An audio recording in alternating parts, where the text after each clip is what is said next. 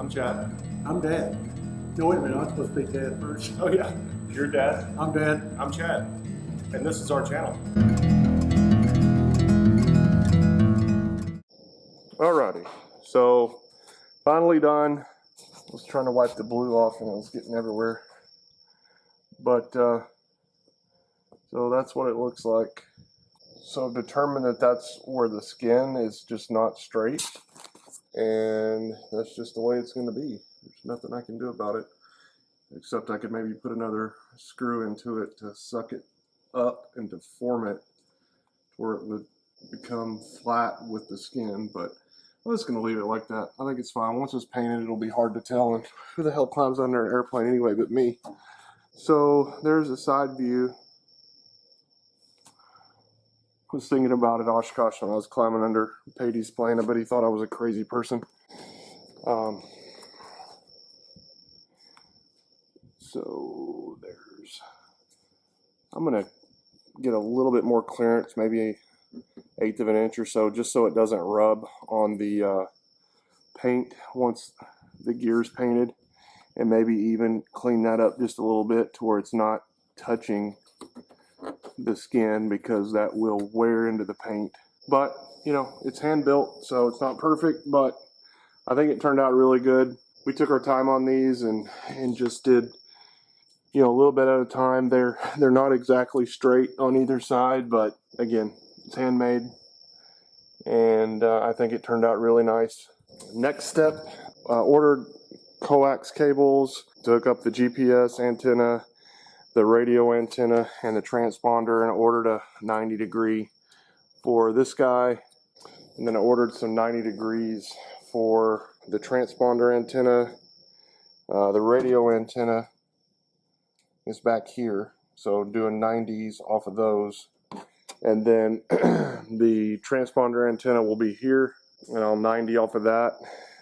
It came straight, but I'm just gonna probably clip it off and do a 90. I think that'll be cleaner. We won't have a, I don't know, it may be tucked up under this closeout, so I'm not sure yet. I'm gonna order maybe straights and 90s, and then the GPS goes over here. I'll 90 off of that more than likely. I need to get these skins back so that I can mount those antennas, and I just need to get the coax mounted under here and then run it, but I need to put the boot cowling on here so that I can get the start on the windshield. But we're pretty much done over here. I've got to do a 8 clamp. So we did these today. I don't know if you can see that 8 clamp on the power wire. And then I went around and did these guys just to isolate, you know, all the wires and stuff to where it's not rubbing on anything. No pinch points, no rubbing points.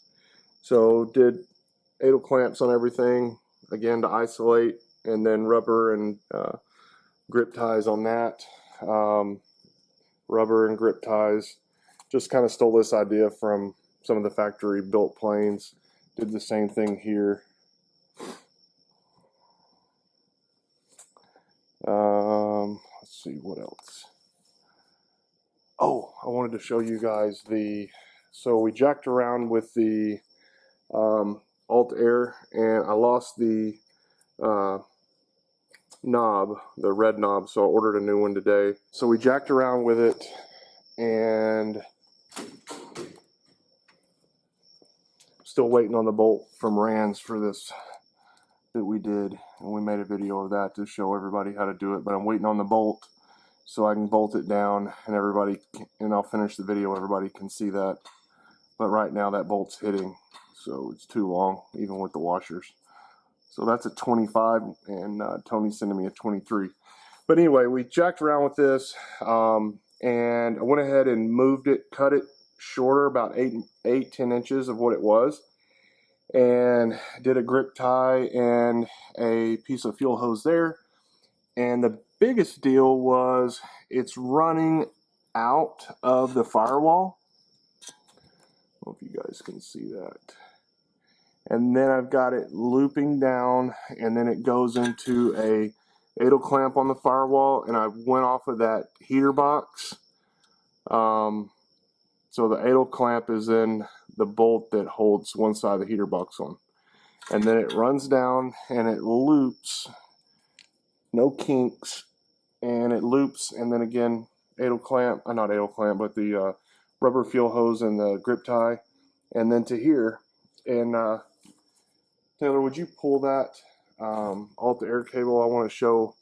Before we could pull it and get it open, but we couldn't close it. It's the black next to the black knob sticking out. Not that one. That small one. There you go.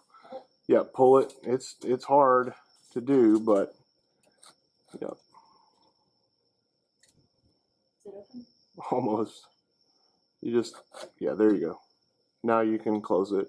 It's just hard to do outside of the plane. Well, I don't have any levers or planes. Do you want to hold it while I do it? Yeah. Okay.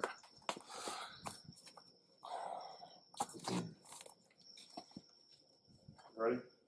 Yeah. That's closed. That's open. Closed. See how easy that is?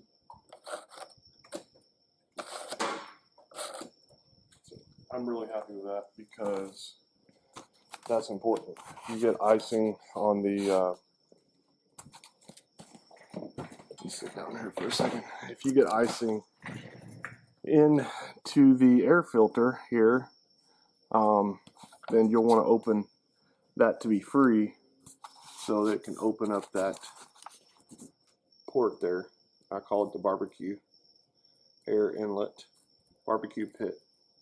So we got our new bolts in for this, but again, waiting on that main bolt over there. And from what I understand, on the new kits, they're going in horizontal on this side instead of vertical. So, but the big thing is for all the guys like me that ordered the kit back whenever it was like this, and there's not many of us, and we did a 1/4-inch bolt before the motor was put on, and then Rams came out with that AD for the 3/8 bolt, and dreaded it, but ended up being pretty simple, really, once you guys watch the video. And it may not be the right way, but it worked for us.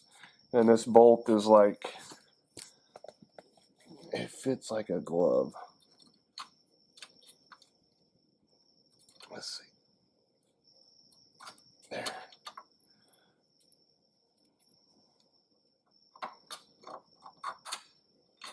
And there you go. And that's honed or reamed fit. So anyway, that's what I wanted to show you guys, and maybe this won't all get in there, but she's coming along. She's really close. We're almost there. So got to get the coax cables, put the boot cowling on. I've tightened all of the connectors. I've double checked, triple checked. Oh, something that's super tough is these D-sub connectors on the light speeds. Getting those little flatheads tightened up. I just used like a 6-8 inch screwdriver, and it was pretty tough trying to get that angle. So anyway, that's done. I'm going to do some 90s, I believe, on these maybe. I just don't like the way that is, and I think if I do a 90 BNC connector, that I can come down over here and just, you know, be up out of the way.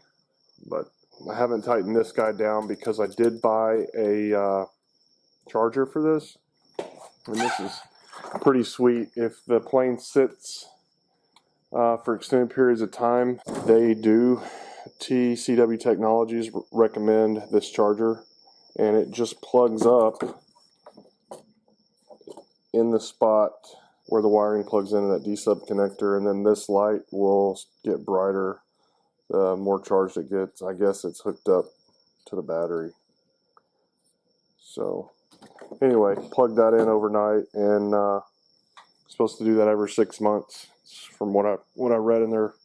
It's $100, so it wasn't too bad. All right, guys, that's it for this video. I hope you guys learned something. We're getting really close. If this thing's not at Oshkosh next year, somebody needs to just tell me to quit. So next year, I mean 2023. Right now, I'm just going over everything and making sure it's perfect to my liking. Like this main power and ground, just making sure it's isolated and you know, right now is the time to do everything, get it out of the way. I know we can work on things later, but man, if you just do it right, I stopped right here. I've got to do something here, but I need this piece back to see where it comes through at. There's an opening here, but I want to see where I can put a 2/8 clamps, kind of like what we did right there. But, you know, right now is the time to do everything. I mean, everything's off. It's unpainted. Nothing's going to get scratched. Everything's out of the way. So, you know, getting into here is easy. Boot cowling, I mean, that's going to be impossible, damn near impossible once this boot cowling is on. I mean, everything is going to have to go in from the front. So I want to make sure that your service loops, you know, this will have to be taken off from the front. I'll have to undo that breaker to allow the breaker to come loose for the panel if I want it to come out. And this guy will probably come just far enough for me to come in here and take that out. And then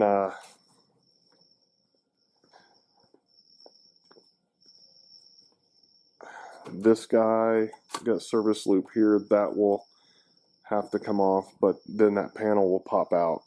So anyway, oh,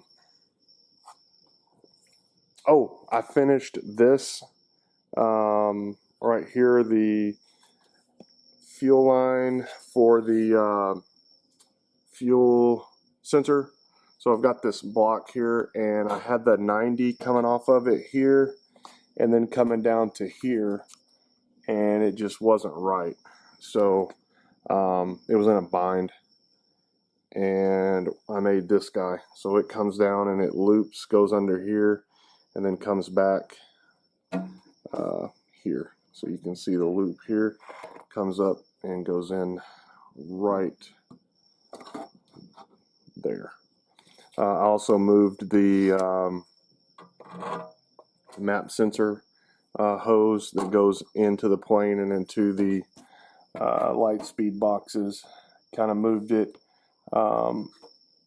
just making sure nothing's touching anything, nothing's rubbing anything, there's not going to be any failure points. So that's just kind of been my emphasis lately, is just making sure everything's safety wired, everything is got the what is that tape, the anti-chafe tape, and then, you know, the fuel hose and the call them the Patey ties, and, you know, just everything is nice and clean and out of the way. Everything, like the fuel lines off the exhaust, I didn't like the way this guy was ran that goes off of the servo up to the spider hub.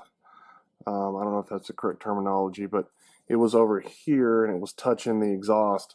So now I routed it over to the intake, over one of the intake tubes, and then back down. So just going around double and triple checking everything. I'm sure there's going to be problems, but the more things that we can take care of now, the less problems are going to be later on.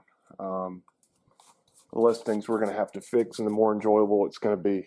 So anyway, that's where I'm at, guys. Like, comment, subscribe.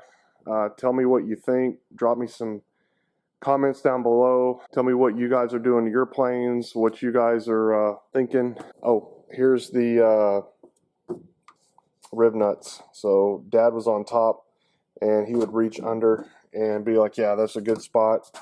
We had one screw up to where it came through and I hit this tube. So you saw where it said fill hole. That's why, because it hit this tube. So we had to go just on the other side of it. And you can see, let's see, where's it at? The little riv nut up and under there. What was nerve-wracking is the riv nut up and underneath the gas tank. And we actually got out the, you can see it right there. We got out the Snap-on camera just to make sure that we weren't going to hit anything, and then made sure the drill bit was set to where it wouldn't go through the drill bit stopper. So yeah, that was nerve-wracking because I did not want to hit that fuel tank. That would have been a nightmare, because that was a nightmare to get in, and oh, I don't even want to think about that. But I think if I did, I would do a metal tank.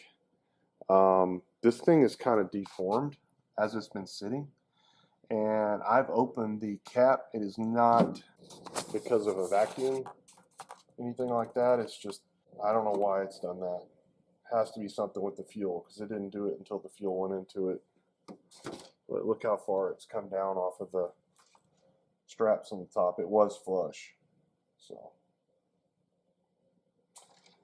All right. Oh, I don't know if you guys have seen that. We got all this stuff covered, so kind of started putting it into place, but I can't do anything until I get the top skins to put the back piece in and get it screwed down after the top piece is on. So anyway, that's it, guys.